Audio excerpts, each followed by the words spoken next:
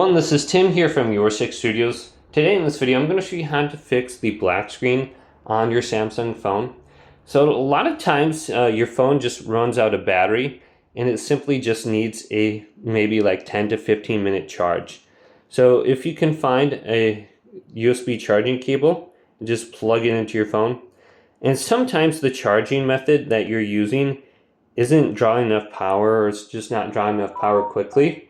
So try a different cable, try a different outlet, and maybe try a different charger.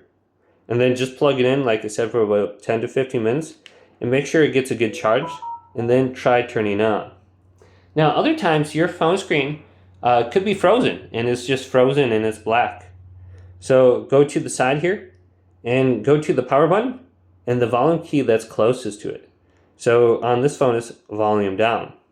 Now on your other phones, it could be the opposite. So on my Google Pixel, you can see the power button and then the volume up key is the closest. So wherever one's closest, press that down with the power button at the same time.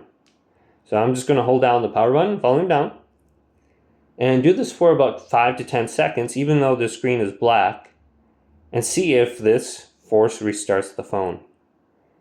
So you can see my screen is flickering now, and then here's the Samsung logo. So just see if those two easy methods could get your phone to restart. Hopefully this video did indeed help you out.